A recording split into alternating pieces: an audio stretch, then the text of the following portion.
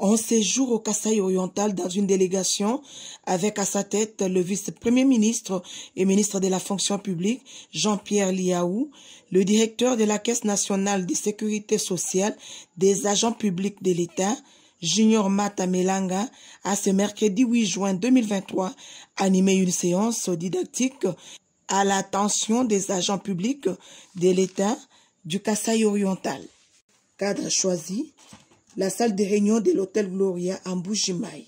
Au cours de cette rencontre, le directeur de la SENSAP, Junior Mata Melanga, a annoncé la réforme initiée par le président de la République, Félix-Antoine Tshisekedi.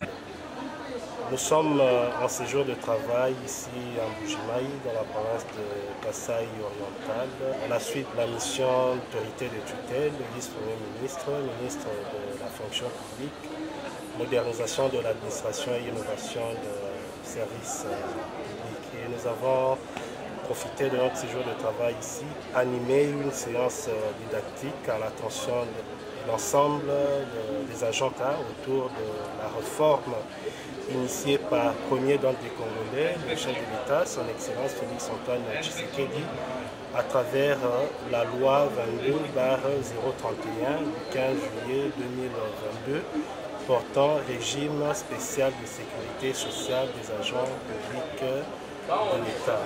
Donc, à cet effet, il convient d'indiquer que le régime légal de sécurité sociale en vigueur en République démocratique du Congo, depuis la promulgation de la loi susmentionnée, loge désormais à la même enseigne tous les agents publics de l'État dont la rémunération émerge au budget de l'État.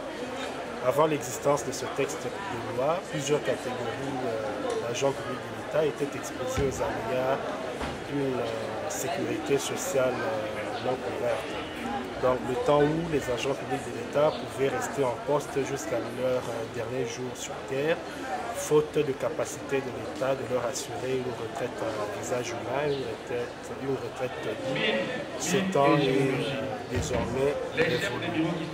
La bonne nouvelle qui doit désormais se répandre dans toutes les couches de nos assurés, les agents publics de l'État, est que la sécurité sociale en République démocratique du Congo en faveur des agents publics de l'État est une réalité. Et nous avons également parlé de la branche des risques professionnels. Nous avons lancé il y a quelques jours. Cette branche s'articule autour de deux axes. Il y a d'une part la réparation et d'autre part, il y a d'une part la prévention et d'autre part la réparation. Alors en ce qui concerne la prévention, la SENSAP va initier un certain nombre d'activités et de programmes susceptibles de promouvoir la sécurité et la santé dans les milieux de travail.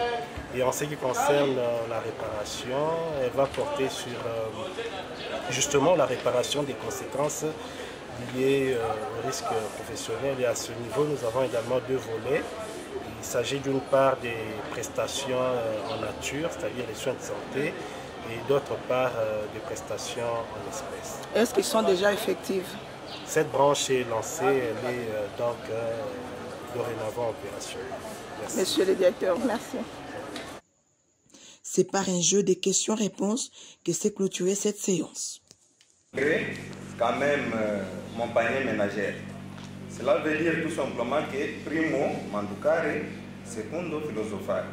Je ne peux pas investir tant que je suis en famille.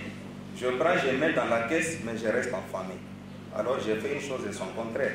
Lorsque j'ai vu que non, les fonctionnaires, vous vivez avec 200 000 francs, je me rappelle, il y a quelqu'un qui jusqu'alors vous touchez 90 000 francs. Si je ne me trompe pas, et que la situation n'a jamais été résolue jusque-là. Mais d'un coup, la loi a été créée, on a commencé à inviter sur le revenu minime de ces fonctionnaires-là qui vous vivent, ça fait autant d'années sans la prime de fonctionnement, sans la prime de risque, mais d'un coup on a commencé à inviter. Moi je me disais, ça serait comme quelqu'un qui nourrit sa bête, mais sa bête est vraiment en bonne santé, mais lui-même qui nourrit sa bête est en train de fondre.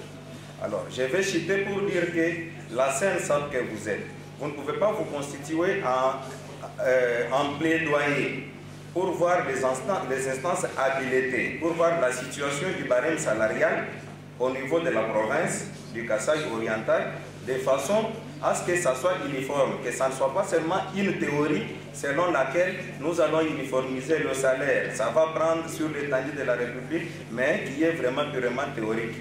Ne pensez-vous pas que vous pouvez peser de votre poids pour voir comment le chef de division et les chefs de bureau qui ne sont pas primés peuvent aussi être primés? Comme ça peut créer l'équilibre lorsque la CNSAP est en train d'imputer pour l'investissement. C'est ça ma préoccupation.